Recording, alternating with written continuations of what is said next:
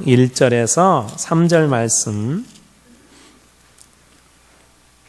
우리 말씀 제가 1절 읽고 여러분들이 2절, 3절 읽고 그렇게 한번 우리 읽도록 하겠습니다.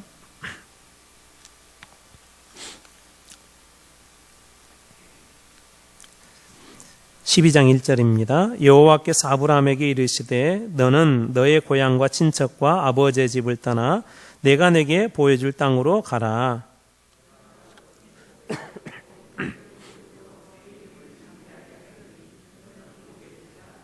너를 축복하는 자에게는 내가 복을 내리고 너를 저주하는 자에게는 내가 저주하리니 땅의 모든 족속이 너로 말미암아 복을 얻을 것이라 하신지라. 아멘. 우리 성경 공독과 우리 한 번 더 한번 찬양할까요? 우리 구약만 한번 찬양하겠습니다. 구약만. 창세기 출애굽길의 위기 민수기 신명기 여호수아 사사기 룻기 사무엘 상하 열왕기 상하 역대상하 에스라 느헤미야 에스더 욥기 시편 잠언 전도서 아가 이사야 에레미야 에가 에스겔 다니엘 호세야 요엘 아모스 오바다 요나 미가 나움 하박국 스바냐 학개 스가랴 말라기. 아멘. 구약 몇 권이에요? 구약? 갑자기 물어보니까 그러죠. 39권. 신약 몇 권이죠? 예, 27권. 어떻게 외우면 쉽다고 그랬어요? 정말 대단하세요. 몇 주 전 얘기인데 다 기억하시고. 우리 성경을 크게 나누면 어떻게 나눌 수 있다고 그랬어요? 신약과 구약으로 나눌 수 있다는 얘기를 했었고, 그리고 이 성경은 하나님의 말씀이면서도 또 이 성경에는 우리 히스토리가 있다고 그랬죠. 성경은 히스토리라고 했죠. 하나님의 그 이야기, 그 히스토리는 오늘날도 계속되고 있음을 얘기했습니다. 우리 먼저 성경의 12시대에 대해서 한번 간단히 다시 한번 점검해보고 계속 한번 이해가도록 하겠습니다. 우리 지난주에 무엇에 대해서 배웠었죠? 지난주에 첫 번째, 하나님이 창조하신 창조시대, 그리고 이제 하나님께서 아브라함을 부르셔서 시작한 족장시대가 이어지고요. 그리고 나서는 이제 400년 동안 애굽에 살다가 포로로 됐어요. 그래서 이제 출애굽해서 무슨 시대가 열렸죠? 출애굽 시대. 그리고 출애굽하고 나서 가나안 땅을 정복하는 무슨 시대? 정복 시대. 그리고 정복하고 나서 누군가가 다스려야 되잖아요. 아직 왕은 없었어요. 오늘날로 얘기하자면 재판관인데 사사들이 다스렸다 해서 무슨 시대죠?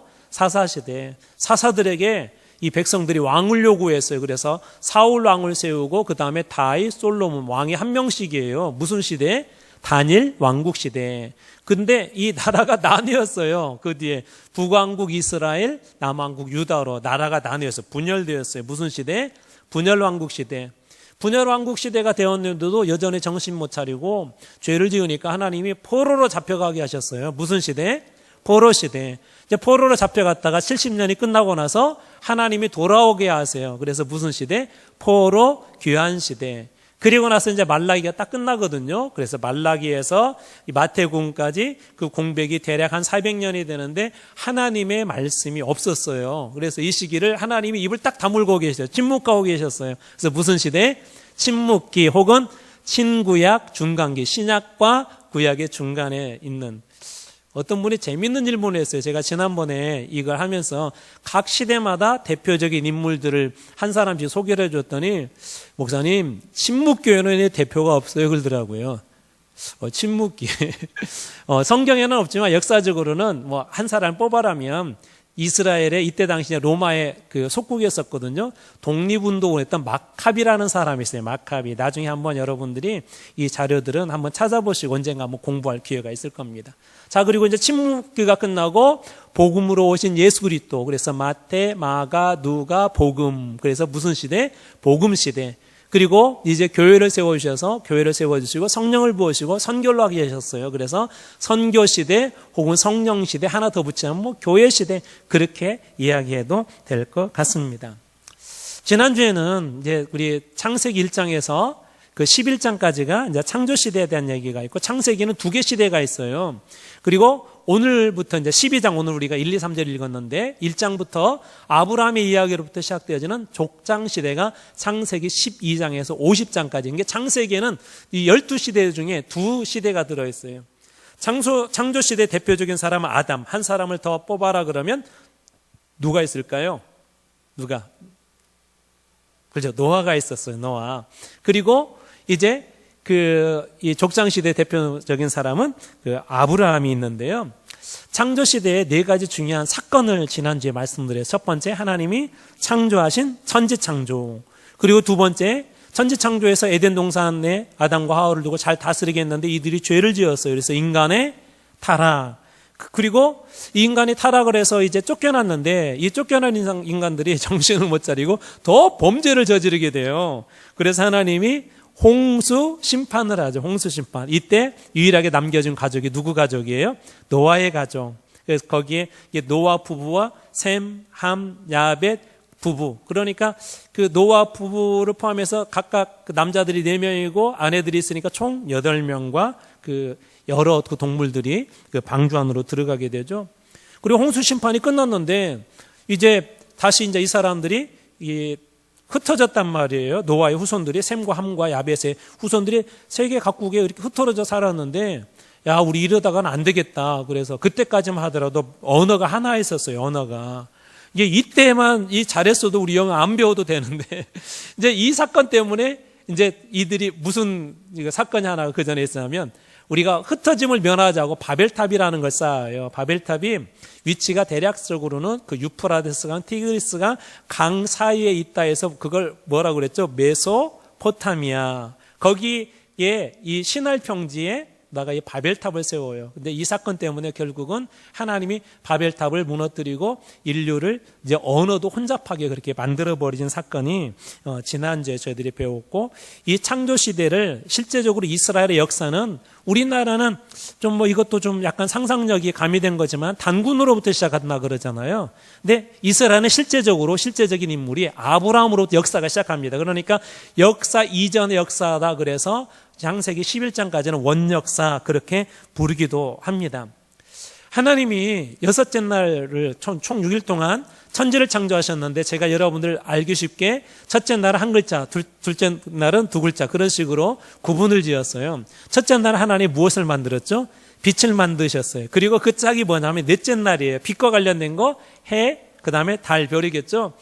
둘째 날에 하나님이 궁창을 만들으셨는데 이제 이 궁창은 노아 홍수하고도 관련이 있다고 그랬어요. 그때는 궁창 위에 물, 궁창 아래에 물이 있었어요. 그래서 물과 관련되어 있고 그 다음에 하늘에 있으니까 물과 관련되고 하늘에 있는 동물 뭐죠? 새와 물고기. 다섯째 날은 그렇게 창조하셨고, 셋째 날은 땅과 바다를 창조하셨는데 이 땅의 이 대표적인 것들 사람 그리고 이 동물들을 그 여섯째 날에 창조합니다. 그래서 여러분들이 6일 동안 저걸 기억하시려면 이렇게 짝을 지어서 하시면은 이 6일 동안에 어떤 것을 창조하셨는지 쉽게 기억할 수 있을 것 같습니다. 자, 이제 오늘은 이제 여러분들하고 두 번째 시대, 첫 번째 창조 시대는 이제 했고 두 번째 이 족장 시대에 대해서 함께 나누어 보려고 그래요. 족장. 그러니까 어느 한 그 민족의 그 족속에 그 장을 세웠다는 거죠. 근데 이때까지만 하더라도 부족 국가였었어요. 그래서 이때 3대 중요한 족장이 나오고 플러스 한 사람 더하자면 요셉이 나오는데 오늘은 그 족장들에 대한 이야기들을 여러분들하고 좀 함께 나누려고 그래요. 이게 여러분들 오늘 그 프린터물을 열심히 이렇게 보시는데 이렇게 보셔도 잘 몰라요. 왜냐하면 제가 말씀을 거기다가 기록을 안 해놨기 때문에 집에 가셔서 오늘 영상을 다시 한번 보시면서 한번 매칭을 하시면 훨씬 더 이해가 빠를 겁니다. 오늘은 일단은 PPT 중심으로 해서 한번 진행을 해볼게요. 자, 그래서 첫 번째 족장. 하나님 처음 부른 사람 누구죠? 아브라함을 부르셨죠? 그리고 아브라함의 아들 누구를 부르셨어요? 이삭. 그리고 세 번째 이삭의 아들 야곱. 원래는 야곱이 아니라 에서가 저기에 들어가야 돼요. 근데 바뀌어버렸어요. 그 이유는 뒤에서 한번 설명하도록 하겠습니다. 아브라함은 그 별명이 믿음의 조상이에요. 그런데 반면에 이삭은 뒤에서 한번 살짝 보겠지만 이삭은 사실 별로 한 일 없거든요. 근데 한 가지 잘한 거 있어요. 뭐냐면 이삭도 순종이에요. 순종. 그리고 야곱은 어떤 사람이냐? 문제투성이에요. 야곱이란 뜻이 뭐라고 그랬죠? 제가 설명드렸었는데 야곱, 잡다란 뜻을 가지고 있어요. 야곱이라는 뜻은 움켜잡는다는 뜻이에요. 그래서 야곱은 자기 욕심을 위해서는 온갖 꾀를 다 내서 움켜잡는 그런 약점이 있는 사람인데 나중에 이 약점을 극복하고 하나님의 언약을 성취할 뿐만 아니라 이 야곱에서 오늘날 이스라엘이라는 나라 국호가 나오고 그 민족의 이름이 나옵니다. 이게 놀라운 일이 이 야곱에게 일어난 거죠. 그리고 이 야곱에게 12아들들이 있는데 실제적으로 이 12아들들이 이스라엘 지파의 나중에 중요한 그 근원이 됩니다. 그 중에 또 한 사람, 그 요셉은 조금 다른, 요셉은 12아들인데 뒤에서 설명하겠지만 이 요셉은 12지파에 들어가지 않고 요셉의 아들들이 들어가고요. 대신 12지파에서는 그 12명의 아들 중에는 또 레위가 또 빠져나옵니다. 그것은 뒷부분에서 다시 한번 설명해 보도록 하겠습니다. 자, 먼저 아브라함에 대해서 한번 살펴볼 터인데요. 오늘 우리가 읽었던 말씀 1절과 2절 말씀 같이 한번 읽어보겠습니다. 같이 읽습니다. 시작. 여호와께서 아브라함에게 이르시되 너는 너의 고향과 친척과 아버지의 집을 떠나 내가 네게 보여줄 땅으로 가라. 내가 너로 큰 민족을 이루고 네게 복을 주어 내 이름을 창대하게 하리니 너는 복이 될지라. 여기 두 가지 격이 등장해요. 하나는 뭐냐면 내가라는 말이 있고 여호와 하나님이 등장하고 또 하나는 내가라는 말이 있어요. 내가 있고 내가. 여러분 이거에 대해서 한번 잘 집중해서 말씀을 보세요. 자, 그러면 하나님께서 이 아브라함을 불러주셨어요. 여러분 누가 지금 아브라함을 부르셨다고요? 하나님께서 불러주셨어요. 그러면서 내가라는 말을 계속 또 표현하는데 너는 너의 고향과 친척과 아버지의 집을 떠나 내가 내게 보여줄 땅으로 가라. 내가 너로 큰 민족을 이루고 내게 복을 주어 내 이름을 창대하게 하리니 너는 무엇이 될지라?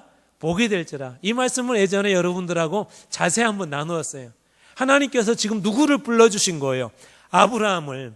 아브라함이 살았던 것은 원래 고향은 우르라는 것이고 갈대아 우르 그렇게 얘기합니다. 보통 갈대아 그러면 여러분 바벨론 지역 그렇게 생각하시면 돼요. 다시 질문해 볼게요. 갈대아 그러면 어디라고 생각하면 된다고요? 바벨론 지역. 바벨론 그러면 유프라데스 강과 티그리스 강을 여러분이 상상하셔야 돼요. 거기에서 무슨 문명이 발달했다고 그러죠? 4대 문명 중에 메소포타미아 문명. 우르는 이제 나중에 여기가 이제 고고학적으로 이렇게 발굴이 되어졌는데 엄청났대요. 그때 당시에 그 문화가, 이 우르가. 여러분 나중에 집에 돌아가서 한번 그 찾아보세요. 인터넷에. 우르의 그때 당시에 문화 수준이 얼마나 좋았는지. 그러니까 우리나라가 옛날에 조금 어렵고 힘들 때 아메리칸 드림이 있을 때 아메리칸 드림, 이게 미국보다도 훨씬 더 이 메리트가 있는 곳이 그 우르였어요. 그래서 또 그 위로 하란까지 올라가잖아요. 하란도 이 메소포타미아 문명권에 있었던 곳입니다. 그러니까 이 아브라함이 살았던 곳은 쉽게 얘기하자면 너무 좋은 거예요. 너무 좋은 곳. 근데 하나님은 그를 그곳에서 똑 떼어서 그 좋은 곳에서 약속의 땅으로 하나님께서 옮겨주십니다. 여러분 저는 하나님께서 여러분들에게도 좋은 현장이 있지만 이곳을 우리 교회를 약속의 땅으로 생각하고 여러분을 아브라함처럼 우리 교회 안에 불러신 줄로 믿습니다. 하나님께서 여러분들에게 뭐라고 말씀하세요? 그러면 너는 무엇이 될지라? 복이 될지라. 복이 될지라. 하나님께서 한 분 한 분을 무엇으로 부르셨다는 거예요? 복으로 부르셨다는 거예요. 저는 여러분 한 분 한 분이 그렇게 복된 존재로 복된 그 통로로 축복의 통로로 쓰임받아서 우리 한마음교회가 100년이 지나고 200년이 지나고 300년이 지나고 1000년이 지나도 하나님의 축복의 강이 끊임없이 흐르는 그런 교회가 될 줄로 믿습니다. 근데 그 일에 지금 누가 순종한 거예요? 아브라함이 순종한 거예요. 순종하고 이제 그 순종에 따라갑니다. 자, 어떻게 그가 반응했을까요? 12장 4절 말씀입니다. 같이 한번 읽어보겠습니다. 시작. 이에 아브라함이 여호와의 말씀을 따라갔고 롯도 그와 함께 갔으며 아브라함이 하란을 떠날 때 75세였더라. 여러분 여기에 롯도가 등장하죠? 롯도. 찾으셨어요? 롯도? 두 번째 줄에 로또. 세상 로또 좋아하지 마세요. 자, 여기 보면, 자, 이해. 하나님께서 그렇게 말씀하시자마자 이해라는 그 단어에선 즉각적인 그런 의미가 있어요. 시간차가 없는. 그러니까 하나님께서 이 말씀하셨을 때 아브라함이 어떻게 반응했다는 거예요? 생각하고 한참 고민해보고가 아니라 즉각 순종했다는 거예요. 그다음 중요한 단어가 등장하죠. 여호와의 무엇을 따라갔고? 말씀을 따라갔고. 여러분, 복된 존재들은 하나님의 말씀을 따라다니는 사람이에요. 말씀을 쫓아다니는 사람들이에요. 말씀 가운데 거한 사람들이 진짜 하나님의 복된 존재들입니다. 제가 복에 대한 이야기를 하면서 여러분에게 중요한 히브리 단어 하나를 얘기했어요. 혹시 기억하세요? 바라크. 이라크 말고요. 바라크. 외우기 쉽게 제가 하는 거예요. 이라크 말고 뭐라고요? 바라크라는 그 단어가 있는데 이 바라크는 무릎 꿇다예요. 무릎 꿇다. 그러니까 하나님 앞에 무릎 꿇는 사람은 하나님이 나보다 높다는 거예요. 하나님이 나보다 낫다는 거예요. 하나님이 나보다 훨씬 높으신 분이라는 거예요. 누가 주인이라는 거예요? 하나님이 주인이라는 거예요. 종들이 주인의 음성을 듣는 게 당연한 것처럼 이 하나님의 백성들 하나님의 음성을 듣는 게 당연하거든요.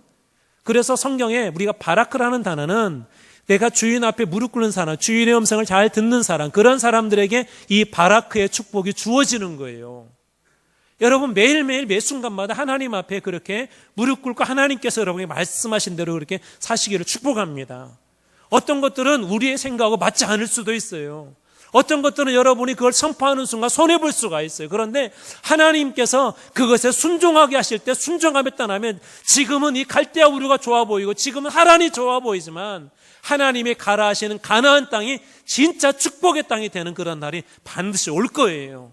지금은 어렵고 힘들지만 여러분 말씀에 순종해서 이해, 아브라함이 여호와의 말씀을 따라갔고 하는 것처럼 여러분들이 말씀을 따라갈 때 하나님께서 여러분이 계신 곳을 가나안 땅으로, 축복의 땅으로, 약속의 땅으로 축복해 주실 줄 믿습니다. 아브라함이 이렇게 순종했다는 거예요.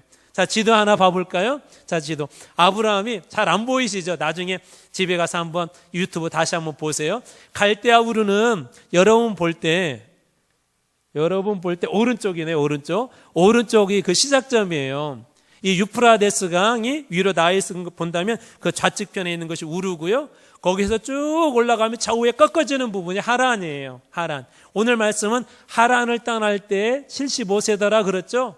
이게 아브라함이 원래 본토 그 고향은 어디냐면 갈대아 우르인데 하란에서 한참 사는 걸 볼 수가 있어요. 그리고 나서 이제 가나안 땅으로 들어오고 또 가나안 땅에서 잠시 동안 흉년이 들었어요. 그러자 애굽 땅으로 가서 거기에서 또 좀 힘든 일도 있었죠. 그러나 결국 다시 아브라함은 어디로 돌아와요? 가나안 땅으로. 여러분, 이게 믿음의 사람들이에요. 혹시 용수철 같은 경우 여러분 보셨나요? 좋은 용수철이 이렇게 구부려도 제 위치로 돌아오죠. 구부려도 제 위치로 돌아오고 그 기능을, 탄력 있는 기능을 다시 회복을 해요. 믿음이 좋은 사람도 넘어질 수 있을까요? 없을까요? 있어요. 믿음이 좋은 사람들도 실수도 하고 넘어지기도 해요. 근데 이 사람들이 다른 게 있어요. 넘어졌다가도 다시 어디로 와요? 다시 믿음의 자리로 와요. 하나님 앞으로 와요. 여기에 소망이 있는 거예요. 믿음이 있다고 해서 이 사람들이 시험이 없는 게 아니에요. 믿음이 있다고 해서 이 사람들이 실수하지 않는 게 아니에요. 믿음의 사람들 보면 다 때로는 실수도 하고 넘어지기도 하고 환난 때문에 힘들어하기도 고통스럽기도 하고 근데 다시 돌아와요. 하나님 앞에 다시 돌아와요. 말씀 앞에 다시 돌아오는 거예요. 그래서 하나님이 이 아브라함을 믿음의 조상으로 그렇게 삼아 주셨다는 것입니다. 한 번은 이 아브라함하고 아까 롯도 그렇게 했잖아요. 롯의 그 집안하고 좀 다툼이 있었어요. 이 두 집안 다 이 직업이 뭐냐면 목축업이었어요. 목축업. 목축을 하는 사람들에게 가장 중요한 건 뭘까요? 풀이 중요하겠죠. 그렇죠? 땅이 중요하단 말이에요. 좋은 땅에 좋은 풀이 아주 중요해요. 그래서 이것 때문에 다투게 되니까 아브라함 보세요. 아브라함 어떤 자신감이 있냐면 네가 먼저 선택해. 나는 어떤 땅 가져도 괜찮아. 내 뒤에 누가 계세요? 아브라함 뒤에 누가 계세요? 하나님이 계세요. 저는 여러분들이 이러한 믿음의 담대함을 소유하기를 축복합니다. 우리 말씀 한 절 볼까요? 창세기 13장 14절 15절. 자, 같이 한번 읽습니다. 시작. 너는 눈을 들어 너 있는 곳에서 북쪽과 남쪽 그리고 동쪽과 서쪽을 바라보라. 보이는 땅을 내가 너와 내 자손에게 주리니 영원히 이르리라. 저는 여러분들이 이러한 영적인 눈을 가지기를 축복합니다. 여러분 주변을 보세요. 하나님께서 우리에게 주신 영적인 땅이 있어요. 영적인 땅들. 저게 어떤 상황이냐면 아까 그런 상황이 벌어지자 롯은 창세기 13장에 보면 여호와의 동상 같은 소돔을 택해서 갑니다. 소돔과 고모라 지역을 택해서 가요. 그리고 나니까 나머지 땅은 이 롯이 가져간 땅보다 좋은 땅이 남았을까요? 안 좋은 땅이 남았을까요? 안 좋은 땅이 남았어요. 그런데 하나님이 보래요. 그곳에서 동서남북을 쳐다봐라.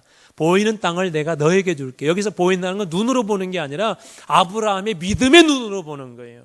지금은 내 땅이 아니지만 믿음의 눈으로 보는 거예요. 그 땅을 하나님께 주는데 그 땅의 그 소유권이 언제까지라고요? 그 땅의 소유권이 영원히 이르리라. 저는 여러분들이 하나님 나라의 소유권을 영원히 소유하기를 축복합니다. 믿음의 사람들은 눈에 보이는 걸 가지고 싸우지 않아요. 여러분 이 땅에서 조금 적게 받아도 괜찮아요. 이 땅에 조금 부족해도 괜찮아요. 하나님 나라의 영원한 나라에서 하나님께 주신 축복을 영원히 소유하는 여러분들이 다 되시기를 축복합니다. 이 아브라함을 하나님께서 그러한 믿음을 보시고 이런저런 걸 보면서 이제 결국은 아브라함의 이름을 바꿔줘요. 지금까지는 아브라함이 아니라 뭐죠? 혹시 이름 보면서 왜 이렇게 나왔지? 그렇게 혹시 생각해 보셨나? 아브라함이 아니라 뭐죠? 아브람인데 이제 17장에서 이름을 바꿔주세요. 창세기 17장 5절 말씀 같이 한번 읽어볼게요. 시작. 이제후로는 내 이름을 아브람이라 하지 아니하고 아브라함이라 하리니 이는 내가 너를 여러 민족의 아버지가 되게 함이니라. 여러 민족, 열국의 아비. 아브라함이라는 뜻은 열국의 아비가 되게 하시겠대요. 여러분 놀랍지 않으세요? 저는 우리 한마음교회가 그런 교회가 되기를 축복합니다. 우리 주변에 축복을 나눠주고 우리 주변에 믿음을 나눠주고 우리 주변을 살리는 그런 열국의 아버지 같은 그런 교회가 되기를 원합니다. 하나님께서 아브라함의 이제 이름도 바꿔주셨어요. 제가 우리 한마음교회 오면서 한마음이 뭔가 곰곰이 생각하는데 하나님이 첫 번째 주신 마음이 뭔지 아세요? 여러분들은 알고 계세요. 한마음이 뭔지는 알고 계세요. 하나 된 원하트잖아요. 근데 제 마음속에는 한은 크다라는 의미로 주셨어요. 하나님이 크다. 믿음이 큰 마음을 가진 교회. 아멘을 안 하시네요. 하나님의 축복을 크게 그 마음속에 받은 교회. 저는 그래서 한이라는 뜻 자체가 여러분 크다라는 뜻다. 제가 그 설명드렸죠. 대전을 옛날에 뭐라고 불렀다고요? 혹시 아세요? 대전을? 네, 한밭이라고 그랬어요. 여기서 한이라는 말이 크다는 말이에요. 큰 밭이다 그런 뜻이거든요. 그래서 저는 하나님이 우리 교회 보내줄 때 내가 갈 교회는 큰 마음을 가진 교회야. 축복의 마음을 가지고 있고 하나님 주신 은혜와 사랑의 마음을 가지고 있고 여러분 이게 열국의 아비예요. 열국의 아비. 저는 우리 교회와 여러분들이 다 그런 교회가 되기를 축복합니다. 하나님께서 그렇게 아브라함을 축복해 주셔서 그리고 하나님이 스스로 언약이라는 걸 세우세요. 하나님이 17장 7절 말씀 같이 한번 읽어볼까요? 17장 7절 같이 읽습니다. 시작. 내가 내 언약을 나와 너 및 내 대대 후손 사이에 세워서 영원한 언약을 삼고 너와 내 후손의 하나님이 되리라. 여러분 혹시 언약과 계약의 차이가 뭔지 아세요? 계약은 쌍방적이에요. 차이가 있어요. 언약은 그럼 뭘까요? 일방적이에요. 다시 설명할게요. 계약은 뭐라고요? 쌍방적이에요. 언약은 일방적이에요. 하나님이 일방적으로 우리하고 이 계약을 한 거예요. 우리에게 말씀하신 거예요. 이걸 언약이라고 하는데 히브리어로는 브리트라고 그래요. 브리트. 잘 모르셔도 괜찮아요. 이 뜻은 뭐냐면 하나님과 그의 백성 사이에 이루어지는 관계를 말하는 건데 이 언약을 주도하시는 분이 누구냐면 하나님이세요. 그리고 백성들은 다른 조건을 거기다 플러스하거나 마이너스 할 수 없고 그냥 그것을 예스하느냐 노하느냐 그렇게만 가는 거래요. 그러니까 하나님께서 아브라함에게 언약을 맺었을 때 하나님께서 그 축복의 언약을 맺을 때 아브라함이 예스하면 그 축복은 누구의 것이 되는 거예요? 아브라함의 것이 되는 거예요. 여러분 질문해 볼게요. 하나님 신실한 분 맞으신가요? 하나님 거짓말하시는 분이신가요? 그렇지 않죠. 하나님은 우리 성경을 봐서 알지만 구약에서 신약까지 그리고 오늘까지도 성경의 말씀을 하나님께서 한 번도 그 이 약속대로 이행하지 않은 적이 한 번도 없었어요. 하나님은 신실한 분이세요. 그러면 하나님의 언약도 신실할까요? 아니면 거짓될까요? 신실해요. 신실. 그 언약을 이루어주는데 누가 아브라함의 자손이냐면 이 바울에 의하면 우리가 믿음 안에 있는 사람, 하나님을 아버지로 부르는 사람은 다 아브라함의 자녀들이에요. 그러니까 이 언약은 오늘 누구에게도 유효해요? 여러분들에게도 유효해요. 이게 얼마나 놀랐습니까? 하나님 우리 같은 사람. 저는 막 가끔 이렇게 하다 보면 막 눈물이 나요. 왜냐하면 제가 제 자신을 알거든요. 얼마나 부족한지 알거든요. 다른 사람조차도 사랑할 수 없는 그런 부족한 사람이거든요. 근데 하나님께서 한 번도 제가 지금까지 제 삶을 되돌아봤을 때 한 번도 그렇다고 저를 버린 적이 없으세요. 잠시 힘들어서 하나님 안 계신 줄 알았는데 아니요, 하나님 그곳에서도 계셨었어요. 여러분, 아브라함이 믿음의 사람으로 살았지만 그도 잠깐 애굽으로 갔다고 그랬잖아. 근데 하나님 그곳에서도 살아계신 것처럼 하나님께서 그렇게 함께 하셨어요. 하나님의 말씀과 하나님의 언약은 오늘날도 여전히 저뿐만 아니라 여러분에게도 유효하심을 믿으시기 바랍니다. 누가 일방적으로 그렇게 세우셨다고요? 하나님께서 그렇게 하셨다는 거예요. 이 아브라함에게도 시험이 있었어요. 여러분 잘 아는 얘기인데 창세기 22장 2절 말씀 같이 한번 읽어볼까요? 저는 이 제목을 이렇게 붙였어요. 중간고사. 아브라함의 중간고사예요. 같이 한번 읽어볼게요. 다시 시작. 여호와께서 이르시되 내 아들 내 사랑하는 독자 이삭을 데리고 모리아 땅으로 가서 내가 내게 일러준 한 산 거기서 그를 번제로 드리라. 지금 누구를 드려라는 거예요? 이삭을 드려라는 거죠. 100세에 낳은 아들이에요. 하나님께서 약속해 주어서 낳은 아들이에요. 근데 번제로 드려래요. 원래 번제는 양이나 염소를 잡아서 드려야 되거든요. 근데 이 이삭을 드려래요. 여러분 혹시 우리 영어에서 우리 한글에서는 시험 그러는데 영어에서는 이 시험을 두 가지 단어, 여러 가지 단어가 있지만 두 가지 단어 정도로 한번 축약해 볼 수 있을 것 같아요. 첫 번째는 테스트가 있고 하나는 템테이션이 있어요. 이 두 가지 차이가 뭔 줄 아세요?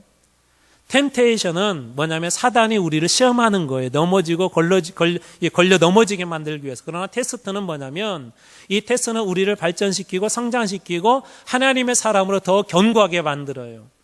자, 그렇다면 창세기 22장 2절 말씀, 하나님의 명령은 아브라함에게 템테이션이에요, 테스트예요?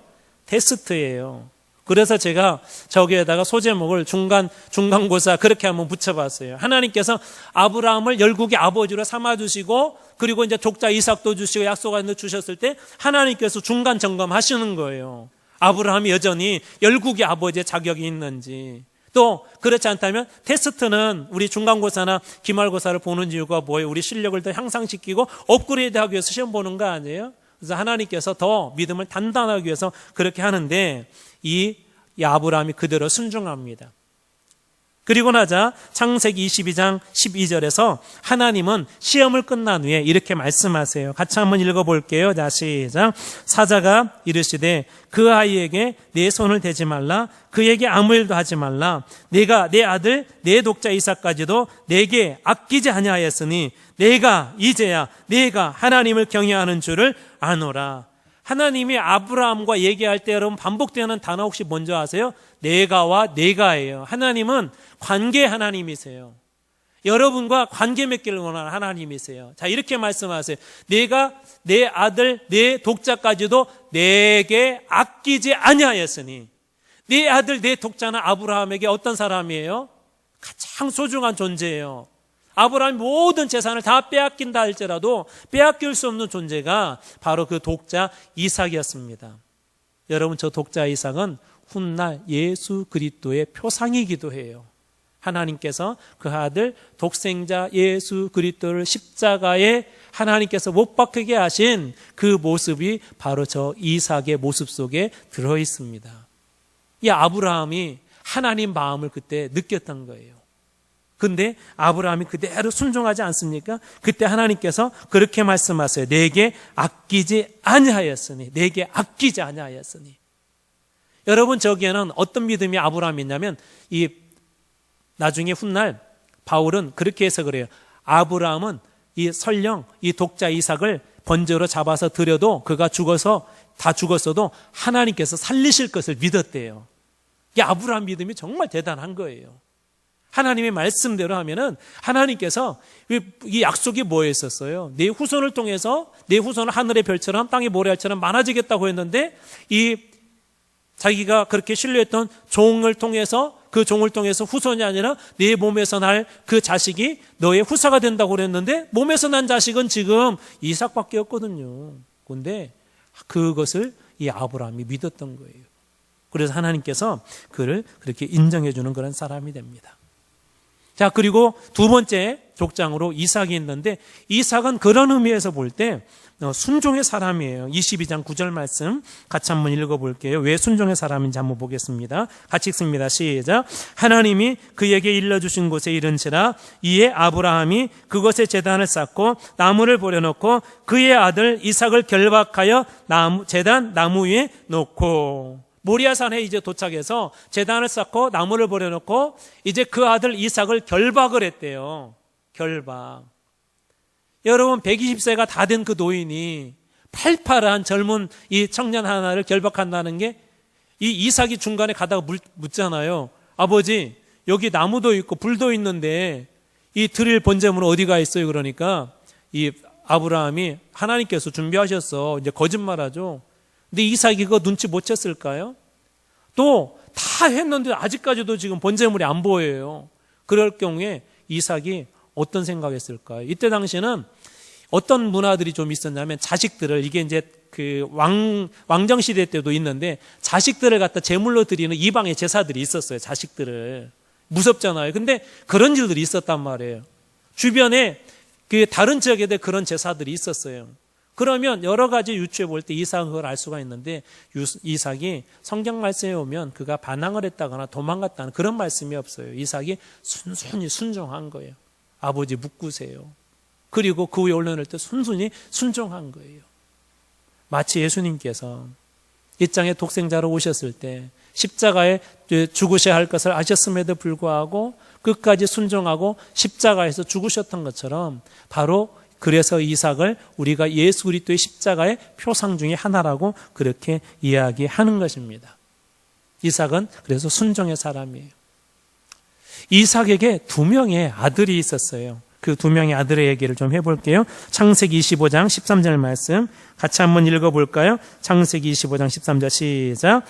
여호와께서 그에게 이르시되 두 국민이 내 태중에 있구나. 두 국민이 내 복중에서부터 나누이리라. 이 족속이 저 족속보다 강하겠고 큰 자가 어린 자를 섬기리라 하셨더라. 이 두 민족은 바로 누구냐면 에서와 야곱이에요. 쌍둥이로 태어나죠. 누가 첫째죠? 에서과 야곱 중에 에서가죠. 그죠? 에서가 나왔는데 그 뒤에 보니까 야곱이 어떻게 나왔어요? 그냥 나오지 않고 내가 먼저 나갈 거야 하고 형의 발꿈치를 잡고 나왔어요. 형의 발꿈치를. 그러니까 이게 뱃속에서부터 이게 대단한 거예요. 야곱은. 그런 사람이 바로 그 야곱이었었죠. 그래서 이 나중에 이 야곱에게서는 이제 12 그 지파의 그 중요한 그 인물들이 나오는데 에서는 어떤 사람이냐면요. 창세기 25장 25절 26절을 먼저 읽고 에서를 먼저 설명할게요. 자, 같이 한번 읽어보겠습니다. 시작.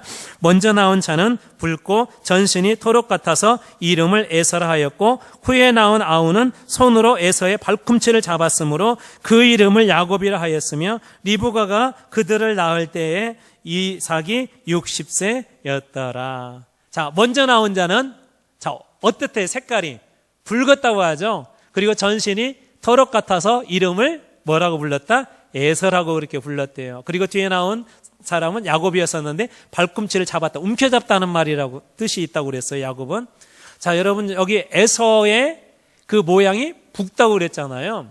나중에 에서는 에돔 족속이라고 이제 우리 출애굽에 보면 많이 나오거든요. 에돔 족속의 조상이 됩니다. 자, 에서는 어떤 족속의 조상이 되었다고요? 에돔 족속. 한 장 더 한번 넘겨줘 보실래요? 제가 지도하고 한 사진을 준비했어요. 여러분 잘 보일지 모르겠는데 우리 최고 위에 있는 호수가 무슨 호수죠? 갈릴리 호수가 있고 갈릴리 호수를 따라 내려오는 강 무슨 강? 다시 해야 되겠네요. 요단강. 그 다음에 요단강 끝자락에 이 죽음의 바다 사해가 있죠. 그 사해 아래쪽에 제가 빨갛게 표시를 해놨는데 거기가 에돔 지역이에요. 에돔 족속들이 살았던 곳. 에돔 족속이. 나중에 저기도 한번 우리 가봐봐요. 저기에도. 별로 안 가보고 싶으세요? 가보면 이게 확 와닿아요. 왜 그러냐면 제가 그 옆에 사진 하나를 준비했잖아요. 혹시 저 사진을 본 적이 있으시나요? 저 지역을 혹시 어디죠? 혹시 아시는 분 한번 대답해 주실래요? 보기는 했는데 어딘지 잘 모르겠죠. 저기가 어디냐면 페트라라고 들어보셨어요? 페트라? 세계에서 여행을 막 가고 싶은 곳 한 10곳 뽑았을 때 두세 번째 드는 곳이에요. 오늘날의 요르단 지역에 있는데 저건 혹시 인디아나 존스 시즌 4 보신 분 계세요? 최후의 성배? 그럴 때 그 성배를 찾기 위해 들어가는 입구가 저기예요. 이제 놀라시네요. 근데 저 색깔을 여러분 한번 보세요. 색깔이 어때요? 전체적으로? 참고로 제가 포토샵 작업을 조금 더 했습니다. 조금 붉어요, 붉어. 근데 실제적으로 저기가 해가 이렇게 뉘연히 이렇게 지잖아요? 그러면 석양에 저 지역이 바위 지역인데 해가 이렇게 비추면은 지역이 온통 산들이 붉어요. 에서의 뜻이 아까 뭐라고 그랬죠? 붓다해서 그리고 털이 있다 해서 에서라고 그랬죠? 그래서 저 에서에게 나온 족속이 무슨 족속이라고요? 에돔 족속. 그래서 지형과도 또 그 다음에 에서와도 이름이 깊이 관련되어 있는 것을 우리가 보게 됩니다. 그런데 이 에서는 어떤 사람이었어요? 첫 번째 퍼스트로는 장자였었죠. 근데 어떤 일이 일어났냐면 이 에서는 창세기 25장 34절 말씀 한번 읽어볼게요. 같이 한번 있습니다. 시작. 야곱이 떡과 팥죽을 에서에게 주매 에서가 먹으며 마시고 일어나 갔으니 에서가 장자의 명분을 가볍게 여김이었더라. 이 사건은 여러분이 잘 아니까 설명 안 할게요. 여기에 중요한 것은 에서는 장자임에도 불구하고 하나님께서 장자에게 주신 그 축복권을 어떻게 여겼어요? 가볍게 여겼대요. 여러분 여기에서 우리가 하나 배워야 될 것이 있어요. 하나님의 말씀을 어떤 사람은 귀하게 여기고 받아요. 아멘하고. 그런데 어떤 사람은 가볍게 여기고 받아요. 아멘하고 여러분 귀하게 받은 사람이 누구냐면 야곱이에요. 자기는 장자도 아닌데 하나님께서 장자를 통하여 주신 그 축복이 얼마나 큰지 이 야곱은 알았어요. 그러니까 야곱은 이 장자권의 축복을 어떻게 여기냐? 아주 귀하게 여긴 거예요. 그런데 에서는 어떻게 여겼다고요? 가볍게 여겼어요. 야곱은 소중하게 여겼는데 에서는 그거에 대해서 그냥 우습게 여겼다는 거예요. 하나님의 말씀에 축복을 받는 사람들의 특징은 뭐냐면 말씀을 소중하고 귀중하게 여기는 사람들이에요. 저는 여러분들이 말씀을 받을 때 그런 분들이 되기를 축복합니다. 하나님의 약속과 언약을 이게 그냥 우습게 여긴 거예요. 우습게. 그런데 야곱은 그렇지 않았다는 것이죠.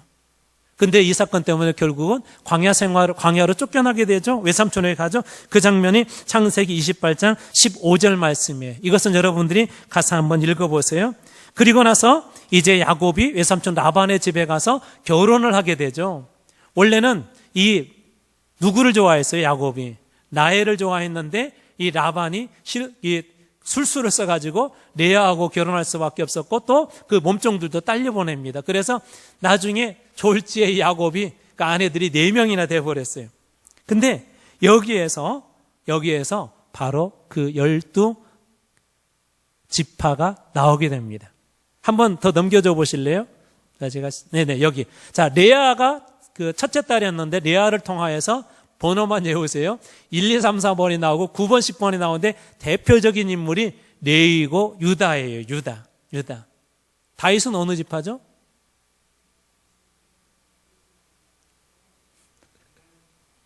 어느 지파예요? 갑자기 여기서 질문하니까 막 헷갈리죠. 자, 그리고 나서 실바라는 레아의 여종이 실바였는데 실바를 그 아내로 주어서 7번, 8번에 태어나요. 라헬은 아기가 없었어요. 근데 마지막 11번과 12번이 태어나는데 11번이 11번째로 태어나는 게 요셉이고 12번째로 누가 태어나요? 베냐민이 태어납니다.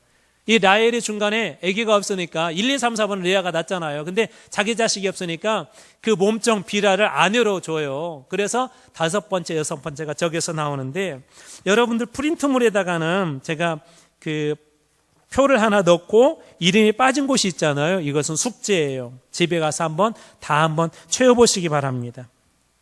아셨죠? 자, 그리고 한 장 더 한번 넘겨줘 보실래요?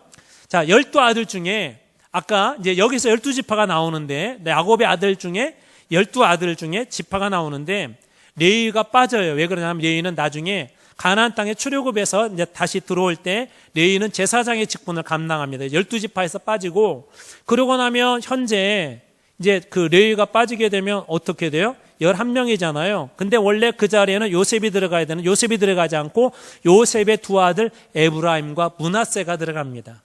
그래서 요셉이 빠지고 레위가 빠지면 12지파 중에 나머진 게 10개 지파는 요셉의 그 자녀들이 그대로 다 가져가는 거고 2명은 마지막 그 요셉 11번째 아들 그 요셉의 두 아들 에브라임과 므낫셋이 이 지파에 들어가게 됩니다. 이 야곱의 인생을 바꾼 중요한 한 사건이 있었어요. 야곱은 지금까지 움켜잡는 사람이었는데 이제는 욕심을 움켜잡고 자기 명예를 위해서 움켜잡았는데 이제 하나님을 움켜잡는 사건으로 바뀌는 것이 창세기 32장 28절입니다. 여기는 빨리 한번 읽어볼게요. 창세기 32장 28절. 자, 시작. 그가 이르되 내 이름을 다시는 야곱이라 부를 것이 아니요 이스라엘이라 부를 것이니 이는 내가 하나님과 및 사람들과 겨루어 이겼습니다. 어디에서? 야복강에서.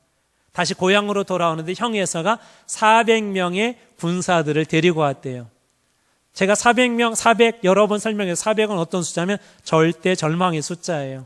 400 여러 권 나온다고 그랬죠. 창세기에서 출애굽 400, 그 다음에 구약에서 신약 400, 그리고 여기도 400, 이스라엘이 아까 말씀드렸군요. 그 출애굽할 때도 그 400년. 400은 뭐냐면 도저히 이길 수 없는 숫자예요. 나중에 이것은 다시 한번 설명 한번 드릴게요. 그런데 그곳에서 그가 그런 형편이 되자 그동안에는 자기 계략을 그 다음에 그동안 자기 욕심을 붙잡았던 사람이 이제 하나님을 붙잡고 당신 나를 축복하지 않으면 못 가게 하겠습니다. 그래서 결국 그 축복을 받아내요. 그리고 하나님은 그를 야곱이라 부르지 않고 이제 뭐라고 부른다고요? 이스라엘이다 그렇게 부르게 됩니다. 자, 한 장 더 한번 넘겨주시고요. 이제 중간에 이게 야곱의 삶은 굴곡이 많아요. 그 딸 디나가 야곱에게 딸이 진짜 예쁜 딸이 있었는데 디나가 강간당하는 사건이 생겼어요. 근데 이것 때문에 이제 더 어려운 문제들이 막 생겨납니다. 그래서 이 곤란한 상황이 있을 때 하나님이 저 35장 내용은 뭐냐면 베델로 올라가라 그래요. 베델로 올라가라. 여러분 베델은 야곱이 처음 자기 집을 떠나서 외삼촌 집으로 갈 때 처음 하나님을 만났던 곳이에요. 꿈에 사닥다리가 보였던 곳. 그곳에서 야곱의 신앙이 다시 회복이 됐고 하나님 앞에 힘을 얻습니다. 여기에서도 하나님이 똑같은 약속을 하세요. 너를 야곱이라고 하지 말고 이스라엘이라 하라 그렇게 이야기합니다. 근데 이 집안에 불행이 끝나지 않고 여기서 끝나지 않고 아까 11번째 아들이 요셉이라고 그랬잖아요. 요셉이 꿈의 사람이거든요. 꿈을 꿨는데 나중에는 이것 때문에 요셉이 어디에까지 노예로 팔려가냐면 애굽의 노예로 팔려가게 돼요. 그런데 성경을 여러분 한번 요셉에 대한 이야기를 읽으면서 한번 보세요. 형통한 사람 요셉 그렇게 되어 있어요. 그 다음에 또 하나 더 중요한 게 하나님께서 동행한다라는 표현이 요셉 곁에는 늘 따라다녀요. 요셉은 그러니까 어떤 사람이라는 걸 알 수가 있어요. 하나님과 늘 동행하는 사람. 그래서 노예로 붙잡혀가고 그 다음에 감옥에 있을 때에도 보디발의 집에 있을 때도 애굽에 있었을 때도 사람들이 느낄 수 있을 정도로 오늘 오전에 나눴죠. 하나님을 말하는 사람이 있고 느끼는 사람이 있는데 요셉은 하나님을 느끼게 하는 그런 사람이었었어요. 결국은 그 미움 때문에 그곳에 갔지만 나중에 하나님께서 요셉을 통하여서 보디발의 집도 그렇고 애굽도 그렇고 축복을 해주세요. 그런데 한편으로 이스라엘 땅에는 무슨 일이 일어났냐면은 이스라엘 땅에 흉년이 들어서 이제 극적으로 형들과 상봉하게 됩니다. 한번 PPT를 쭉쭉 한번 넘겨주셔서 어디에 보여주시냐면은 창세기 47장 27절 한번 보여주실래요? 나머지 말씀은 여러분들이 한번 이렇게 네네. 자 그리고 나서 나중에 이제 아버지 야곱과 70명의 사람들이 애굽으로 와요. 자 여기에서 이들이 거주한 땅의 이름이 나옵니다. 자 창세기 47장 27절 같이 한번 읽어볼까요? 시작. 이스라엘 족속이 애굽 고센 땅에 거주하며 거기서 생업을 얻어 생육하고 번성하였더라. 이제 그 흉년 때문에 먹을 걸 얻으러 왔다가 그 형들이 얻으러 왔다가 요셉과 극적인 상봉을 하게 되고 그 아버지와 모든 가족들 식솔들이 70명이 왔는데 이 바로가 너희들 보니까 목축업을 하는데네 저 고센 땅에 가서 목축업을 해. 그런데 그 땅의 이름이 뭐냐면 고센 지역이에요. 고센 지역. 그 고센 지역에 나중에 이제 출애굽기에 등장하는 데면 람셋, 그 다음에 비돔이라는 그런 성이 있는 곳이 이 고센 땅이거든요. 한 장 더 한번 넘겨주세요. 고센 땅은 어떤 곳이냐면, 여러분 혹시 보이세요? 저기 왼쪽에 이렇게 되어 있는 그 줄기가 뭐냐면 나일강이에요. 나일강. 잘 안 보이시죠? 집에 가서 한번 찾아보세요. 나일강인데 나일강에 농사가 아주 잘 되는 비옥한 땅을 제가 뭐라고 그랬죠? 전에 나일강 삼각주라고 그래서 삼각주. 이게 비옥한 땅 그 삼각주에 이 고센이라는 지역이 있어요. 이게 여러분 보세요. 요셉이 얼마나 잘했으면 최고 좋은 땅을 지금 이 야곱과 그 아버지 야곱과 그 식구들에게 준 거예요. 이 애굽의 그 바로가. 요셉이 그만큼 이 이방의 나라에서도 하나님의 축복의 통로 역할들을 아주 잘하고 있었던 것이죠. 그런데 여러분 여기 한 가지 함정이 있어요. 여러분 하나님 앞에 기도해서 어떤 거 하나님이 이루어 주셨을 때 그 다음 어떻게 하세요? 많은 분들은 거기서 끝나버리고 말아요. 그런데 풍요로움 속에 갇혀 있다 보면 어느 순간 신앙도 잃어버리고 우리가 사단 마귀의 포로가 될 수 있다는 교훈이 저 고센 땅에서 보여줍니다. 400년 동안 이들은 풍족하게 살다가 어느 순간에 애굽의 노예가 되어버리고 말아요. 그래서 이제 출애굽기 이야기로 넘어가는 거예요. 그리고 이 창세기는 놀랍게도 하나님이 천지를 창조하신 위대한 이야기에서 마지막 말씀은 한 사람의 죽음인 이 요셉의 죽음의 이야기로 이 성경은 마무리되어집니다. 하나님의 위대한 역사가 이제 요셉을 통하여서 또 다른 출애굽으로 이어지는 것을 우리가 볼 수 있게 되죠. 오늘 한 가지만 여러분 기억하시면 좋을 것 같아요. 힘들고 어려울 때는 우리가 그 문제 놓고 하나님 앞에 매달려요. 근데 많은 분들이 해결되고 나면 잊어버려요. 그런데 그때가 더 위험합니다. 그때부터 여러분들이 더 정신 차리고 기도하셔야 돼요. 마치 이런 거예요. 그런 거 한번 집에 가서 영상 한번 찾아보세요. 어떤 분이 실험을 했는데 비커에다가 이렇게 그 개구리가 있을 만한 온도를 맞춰가지고 개구리를 집어넣고는 밑에다가 알코올 램프로 아주 열을 약하게 이렇게 불을 갖다 댔어요. 이게 가열을 시킨 거죠. 근데 이 개구리가 있어 보니까 조금 있으니까 이게 너무 좋은 거예요. 막 따뜻하니 피로가 다 풀어지고. 근데 한 10여 분 지난 후에 어떻게 된 줄 아세요? 어떻게 됐을 것 같아요? 죽었어요. 여러분 잘 될 때, 우리의 신앙이 잘 나갈 때, 평안할 때 우리가 더 긴장하고 해야 될 이유가 여기가 있어요.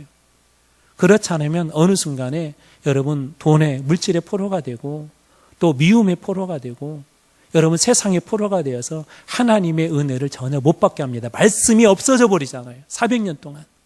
저는 여러분들이 하나님과 늘 동행하고 말씀 속에 거해서 하나님께서 이 족장시대 아브라함, 그 다음에 이삭, 이 야곱을 통해 주신 축복들이 여러분들에게도 날마다 있기를 축복합니다. 하나님 아버지 감사합니다. 오늘 저희들 너무나도 많은 분량들을 짧은 시간 동안에 말씀을 나누었습니다. 집에 돌아가서 다시 복습하고 공부할 때 오늘 나누지 못한 은혜들까지도 다시 만나게 하여 주시옵소서. 감사드리며 예수님 이름으로 기도리옵나이다. 아멘. 여러분.